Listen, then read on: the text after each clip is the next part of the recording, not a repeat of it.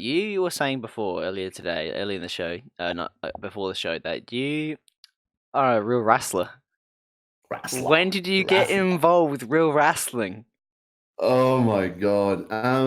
I've been a fan of wrestling. I've been a fan since old enough to remember, like VHS days. So you had With wrestling on the VHS? wrestling on the VHS with my uncle sitting down watching WrestleMania and Hulk Hogan would start ripping his shirt off like, yeah.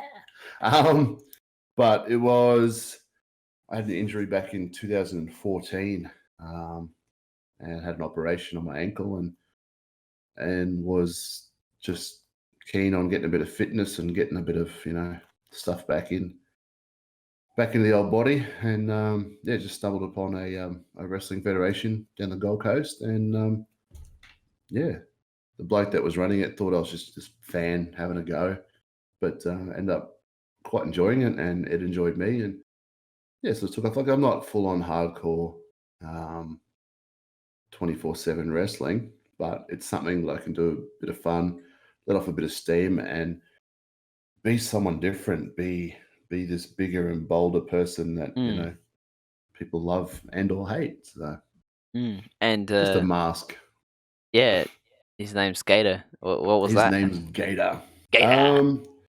Actually, that's And don't sort of Google Gator wrestling. It's not gonna come no. up. Don't. It's not gonna come up with Ylnats at all. No, definitely not.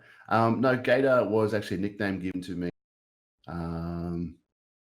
of a federation that I was in, Brisbane, and and it just sort of stuck, and I'm like, yeah, so that's sort of my nickname. But my sort of wrestling name is Frankie, which Say that one again. It cut out. Frankie J. Calloway. Okay. So I don't know where I got that from, but Calloway, Mark Calloway is the Undertaker. So he's like, love him, secret man crush on the Undertaker. It's not a secret anymore. It's been revealed now. So I don't tell you about my secret man crush on Batman either. Oops, awkward. No, so it's just Frankie J. Calloway. That's my sort of wrestling name, but my nickname and sort of wrestling name is Gator. So okay, so with all that, how do you choreograph? Do you choreograph, or is it all like, all right, I'm gonna hit you with a chair, some way throughout the fight, or it's real. in terms of what? It's all real, yeah. In terms of what sense? No choreograph, or it's all real.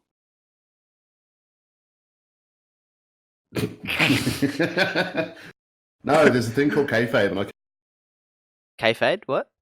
Kayfabe. Google it. No, wrestling, you definitely need to be fit and able to cop a hit. It may or may not be predetermined.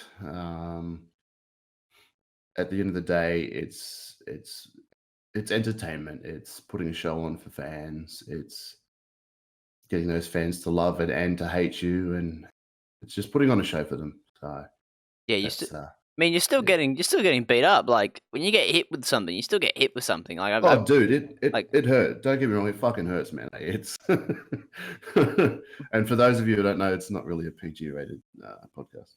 Whoopsies. No, it's not. It does actually hurt. And you do, injuries. You do get injuries. You do get hurt. You do get, as I said earlier, you get broken noses. You get, welts. You get hurt. Big bruises. Yeah. Well, I think they've said like every wrestling match, it's like being involved in a car accident. That's what your body goes through in a wrestling match. So it's definitely, don't try this at home and all that sort of stuff. Yeah, because you wouldn't practice getting smacked, like dropped on the table and stuff like that, or in general. Not as such, no. We do learn how to take hits. We learn how to hit. Like at the end of the day, if you hit someone with a closed fist in the head, you're gonna, like one punch kills. Like you're gonna hurt them. So like we learn sort of how to hit and make it look massive, but it not actually being as massive as it looks. But at the end of the day, you still make contact. Accidents still happen. When you say You make can't. contact, do you make contact on every strike, or do you make contact on like by accident? 99% of the times you do actually make contact. But It's not one of those. Oh. well, obviously there's a thing called selling, Yeah, yeah. and all that sort of stuff. But yeah, so like you do like it's pretty hard to fake, if I could throw that word in there, a chair shot to the back. Like at the end of the day, you get hit on the back with a chair, it hurts. Yeah. Okay, but obviously you start looking into the science of things. Obviously, you try and flatten your back out as much as possible. The person hitting you with the chair, they try and get the chair as flat as possible, so it's sort of two flat surfaces, as opposed to actually, hitting Getting someone jabbed. with a Yeah. chair. Like I said, it's all practice, most definitely. Yeah. But it's not like we practice, pick up chairs and start flogging crap out of each other with chairs. I mean, if you do it, it would look more real. You like, because you see real amateurs do it. I've seen a couple of like amateur wrestling matches, and they see them like getting ready to get hit. They're like, oh, you know what I mean? Whereas like that's not the point. You want like them to be like, oh, I'm dazed out, like something's going wrong, and all of a sudden, Big Johnny over there has picked up a chair, got to flog you with it. You know what I mean? Yeah, well, obviously you did hit the nail on the head there. You did. Obviously, it does take. It's not something that you just walk out and go, "Hey, I'm going to become a wrestler," Yeah, I'm a and wrestler then now. pick up a That's chair it. and start flogging shit out of someone and go, "Yay, I'm a wrestler."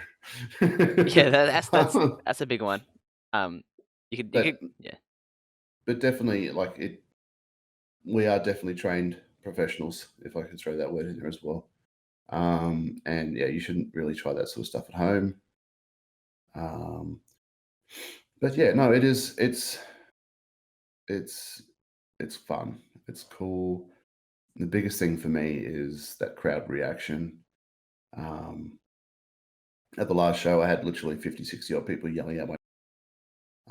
Unfortunately, I got beaten, but and I lost the match. I got beaten and I lost the match, but the crowd was with me. The crowd was cheering me, and at the end of the day, that like as a kid watching it on TV and that, it's even if you could see my heart rate now, it'd be like, but no, it was an amazing experience. The last show I did, and to be honest, it's only going to get bigger and better. So Yeah. Well, how's that work though? So like when with games though, when you like matches, is the match draw out okay. legitimate, or is it like how's that work? Do you go, all right, this mate's gonna beat you, or you're gonna beat him, and then like go towards that goal, or is it real? But Once again, there is an unwritten rule, aka kayfabe. At the end of the day, it's like a how do I put it? It's like a TV show, like a series. You're not going to watch a series if you know what's going to happen, and it's the same shit every time you watch it. Like yeah, Days of Our Lives. But obviously, it's definitely heavily story based.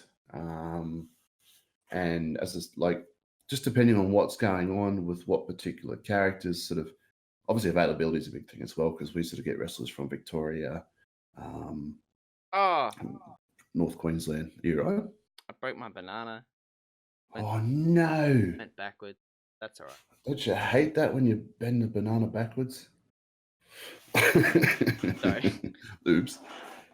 So Sorry. kayfabe. Kayfabe. Yeah. No. There's obviously it's definitely story based, and obviously we need to try and keep that story believable and achievable, and just fun. And like we need to, it needs to go upwards and not just be a stalemate. Like, oh, okay, so it looks like next show Gator's going to fight this guy, and Gator's going to win. Yay. Um, we definitely don't want it to be predictable. Which during shows it's actually really cool. As much as people like to go, oh, it's all pre-rehearsed and predetermined and all that sort of stuff. Like, regardless of what people think and orchestrated and all that sort of stuff, it's sort of on the show. It looks, obviously we want it to look as genuine as possible, And that wow factor is really what we want. So So